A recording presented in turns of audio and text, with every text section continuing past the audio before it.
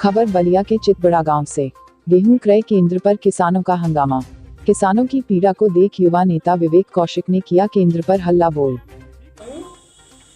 अभी समय है, सुधार कर लो, ये आनाकानी नहीं चलेगी। अभी समय है, सुधार कर लो, ये आनाकानी नहीं चलेगी और सही की असली मुहर लगाकर गलत कहानी नहीं चलेगी। किसानों के प्रदर्शन को देख मौके पर पहुंचे कई थाने की फोर्स व तहसीलदार, डिप्टी आरएमओ। 10 दिनों से दर्जनों किसान ट्रैक्टर ट्राली लेकर क्रय केंद्र पर खड़े। गेहूं क्रय केंद्र पर ट्रैक्टर ट्राली लेकर बैठकर रो रहे हैं किसान। है आपका? हमारा नाम मनमोहन सिंह है। कहाँ बैठे हैं ट्रैक्टर पे? पीछे क्या लादे हुए हैं और कहाँ आए हैं?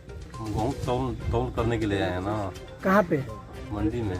क्या हुआ है यहाँ पे? आप काफी निराश दिख रहे हैं। हम लोग खड़ा हैं, अब हम लोग नंबर आ रहा है, तौल हो गया। अब कब, कितने दिन से खड़े हैं यहाँ पे? 8 दिन से हम लोग खड़े। कितने दिन से? 8 दिन से। 8 दिनों से। टोकन तो जारी हो रहा है किसानों को नंबरिंग वाइज। 24 अप्रैल सुन लीजिए, टोकन तो जारी हो रहा है, किसानों को नंबरिंग वाइज बुलाया जा रहा है। तब ये अव्यवस्था किस तरह से हो गई? जिलाधिकारी यहाँ का जो व्यवस्था है, हम लोग क्या करें, हम लोग मजबूर है। हम लोग 8 दिन से यहीं पे हैं, घर के लोग। रोज हम लोग औरतें यहीं पर सोचते हैं। ये बताइए, जो ट्रैक्टर ट्राली का भाड़ा है कितना? रोज 1500 रुपये हम लोग देते हैं। कितना? 1500 रुपया रोज पर डे। तो 8 दिन में कितना पैसा लगा? अब जोड़ लीजिए। 1500 रुपये से पर डे का। ठीक। चितबड़ा गांव गेहूं क्रय केंद्र प्रभारी अनुपम उपाध्याय केंद्र छोड़कर रहते हैं फरार। कई किसानों का गेहूं भीगने से सड़ने के कगार पर है। प्रदर्शन करने आए युवा नेता विवेक सिंह ने किसान का गेहूं भीगते देख खुद बोरे में भरा। केंद्र प्रभारी पर किसानों ने बिचौलिया से मिलीभगत का लगाया आरोप।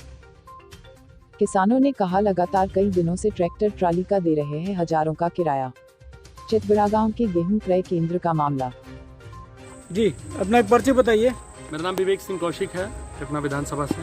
मैं युवा समाज सेवी हूँ। आज कहाँ आए हैं? क्या ये सब भीड़ दिख रही है? ये अभी इस वक्त हम हैं चितबड़ा गांव कृषि मंडी में, जहां गेहूं के क्रय केंद्र पे जो हमारे किसान हैं, जो पिछले कई हफ्तों से, एक तो पूरे लॉकडाउन में उनकी गेहूं की खरीदारी हुई नहीं, और ऊपर से सरकार और शासनादेश का आदेश है कि जो किसान पिछले 1 महीने से 1.5 महीने से जो किसान मंडी में आ रहे हैं, जिनके बेमौसमी बारिश की वजह से जिनकी गेहूं जो है ट्रैक्टर टालियों पे किसी भी प्रकार से सड़ न जाए, और इसके लिए किसी भी कोताही को न बरतते हुए यहाँ गेहूं की खरीदारी की जाए।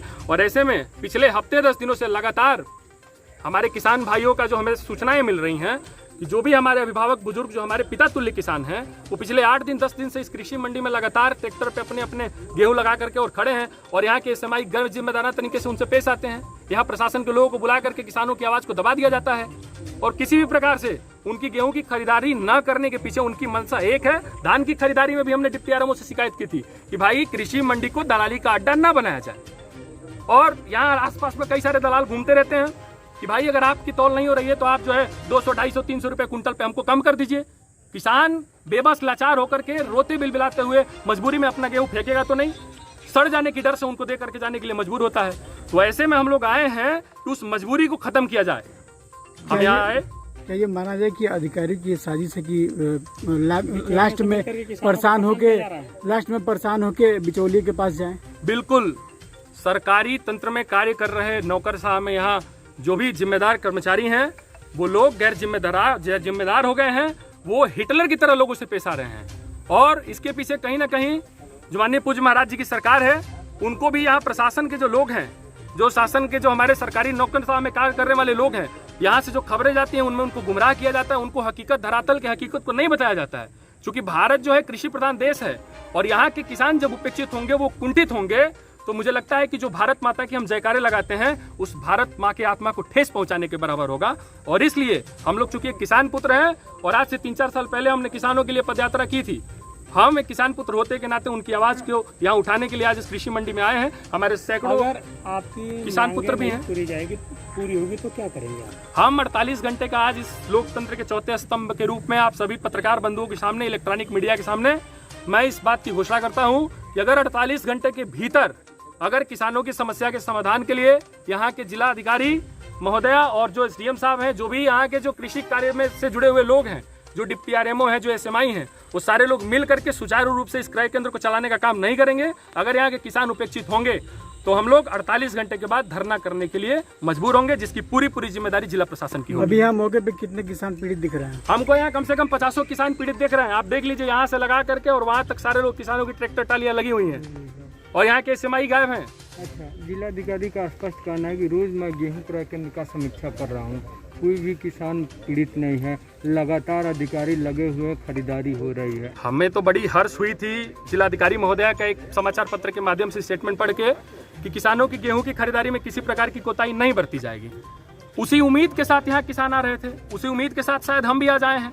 आने के बाद मौके पर पता चला यहाँ के तो कर्मचारी ही गायब हैं। तो मैं ये चाहूँगा और मांग करूँगा कि कृपया करके जिलाधिकारी महोदया एक बार चितबड़ा गांव कृषि मंडी का भी निरीक्षण कर ले, दौरा कर ले, यहाँ के किसानों के दुख दर्द को जान ले, यहाँ की हकीकत को जान ले और उसके बाद ये जो गैर जिम्मेदार और लापरवाह यहाँ के सचिव अनुपम उपाध्याय हैं, उनको यहाँ उनके ऊपर उचित कार्रवाई किया जाए, जो किसानों से एकदम बदतमीजी से पेश आते हैं। उत्तर प्रदेश सरकार के मंत्री उपेंद्र तिवारी ने आपके आने से पहले यहाँ आया था, उन्होंने गेहूं क्रय केंद्र की पूरी समीक्षा की, देखा, ऑल इज वेल पाया।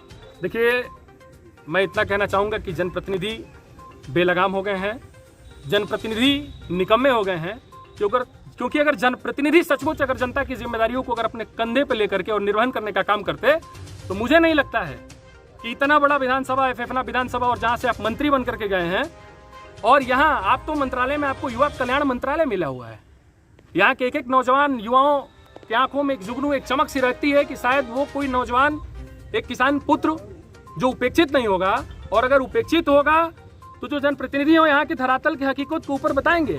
अगर वो सचमुच निरीक्षण किए और यहाँ के कर्मचारियों को अगर उनका निर्देश जारी हुआ है तो फिर आज यहाँ किसान इतने बड़ी तादाद में उपेक्षित क्यों हैं? आप समझ सकते हैं, एक तरफ से किसानों को दिखाने के लिए उनके सामने एक मुखौटा पेश किया जाता है, अधिकारियों की डांट और क्लास लगाई जाती है, और दूसरे तरफ पीछे से जो है बड़ा अगर रकम पहुँचाना है तो आप समझ सकते हैं कि किस प्रकार के यहाँ की व्यवस्था चलेंगी। ठीक, थैंक यू।